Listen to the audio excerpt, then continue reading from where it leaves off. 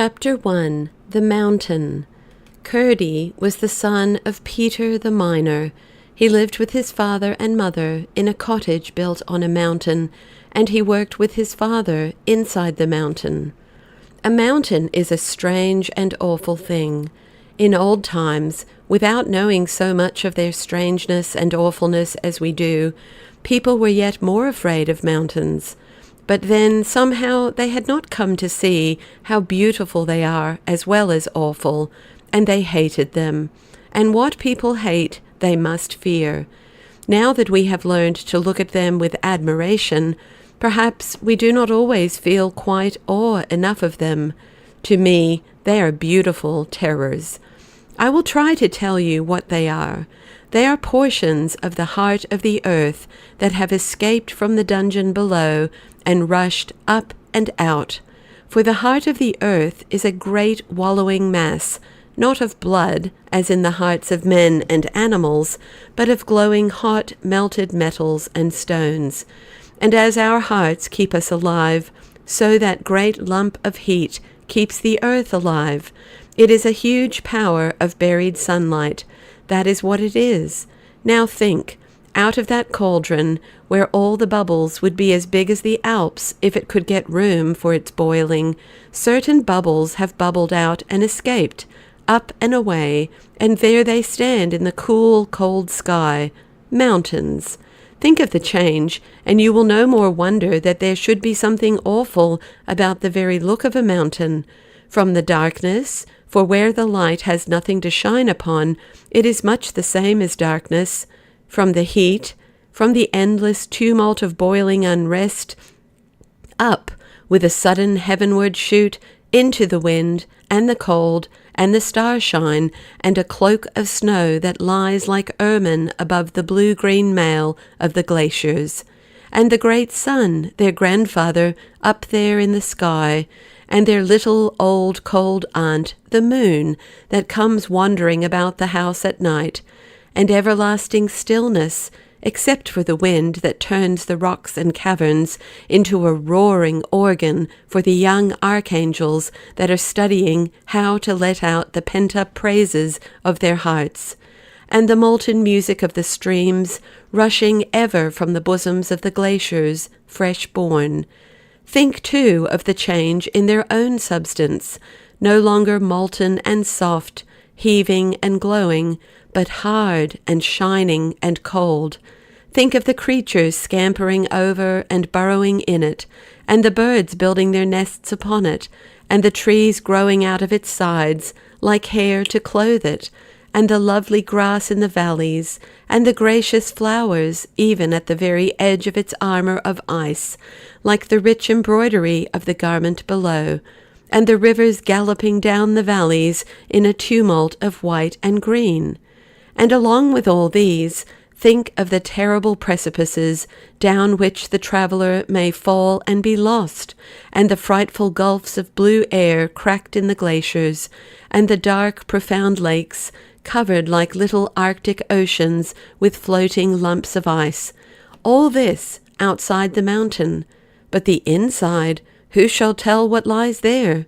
Caverns of awfulest solitude, their walls miles thick, sparkling with ores of gold or silver, copper or iron, tin or mercury, studded perhaps with precious stones, perhaps a brook with eyeless fish in it, running, ceaseless, cold and babbling, through banks crusted with carbuncles and golden topazes, or over a gravel of which some of the stones are rubies and emeralds, perhaps diamonds and sapphires. Who can tell?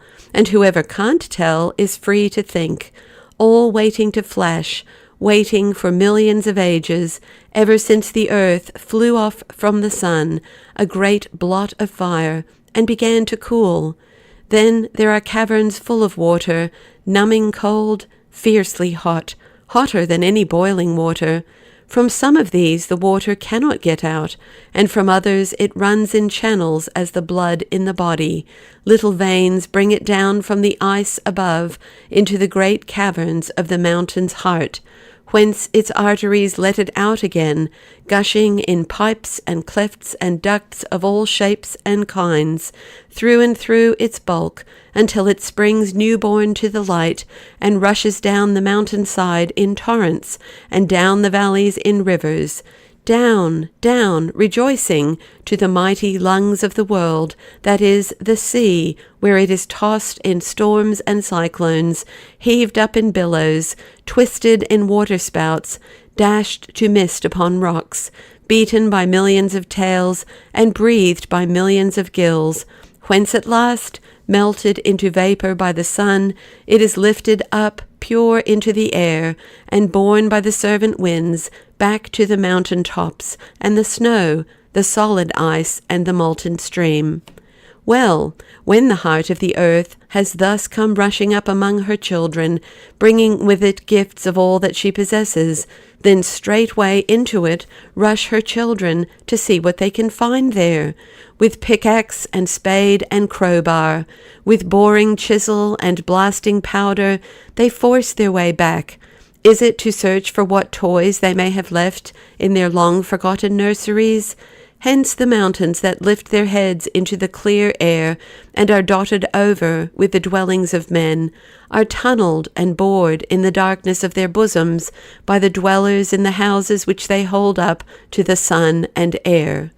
Curdie and his father were of these. Their business was to bring to light hidden things. They sought silver in the rock and found it, and carried it out. Of the many other precious things in their mountain, they knew little or nothing. Silver ore was what they were sent to find, and in darkness and danger they found it. But oh, how sweet was the air on the mountain face when they came out at sunset to go home to wife and mother. They did breathe deep then. The mines belonged to the king of the country, and the miners were his servants, working under his overseers and officers. He was a real king, that is, one who ruled for the good of his people, and not to please himself, and he wanted the silver not to buy rich things for himself, but to help him to govern the country, and pay the armies that defended it from certain troublesome neighbours, and the judges whom he set to portion out righteousness amongst the people, that so they might learn it themselves, and come to do without judges at all. Nothing that could be got from the heart of the earth could have been put to better purposes than the silver the king's miners got for him. There were people in the country who, when it came into their hands, degraded it by locking it up in a chest, and then it grew diseased and was called mammon, and bred all sorts of quarrels. But when first it left the king's hands, it never made any but friends, and the air of the world kept it clean. About a year before this story began, a series of very remarkable events had just ended. I will narrate as much of them as will serve to show the tops of the roots of my tree.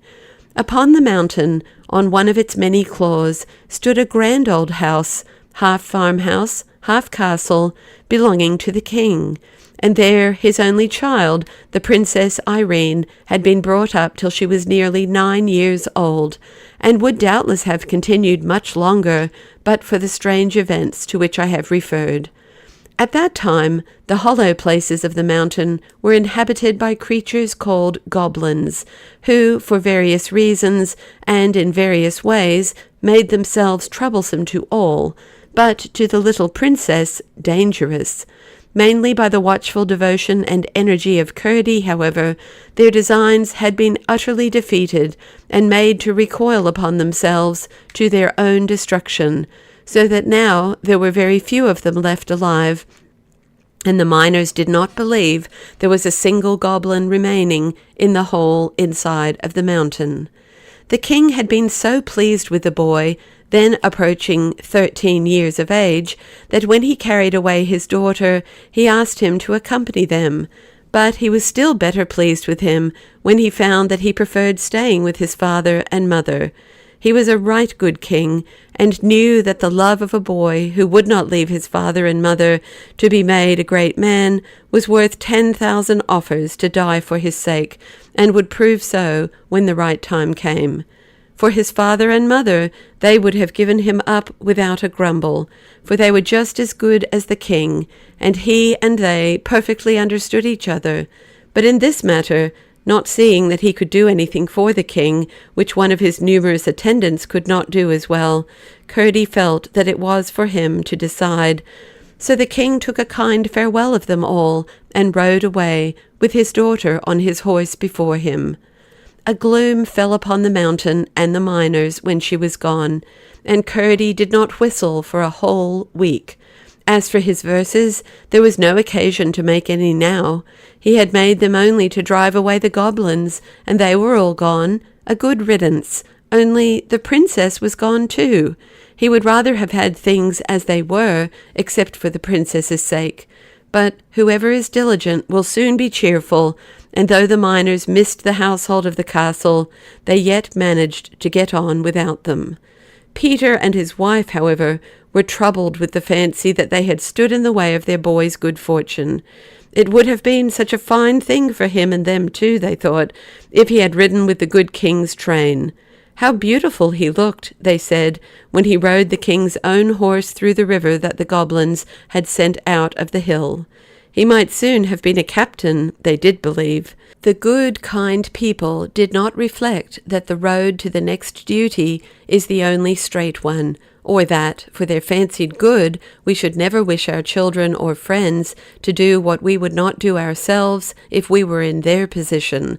We must accept righteous sacrifices as well as make them.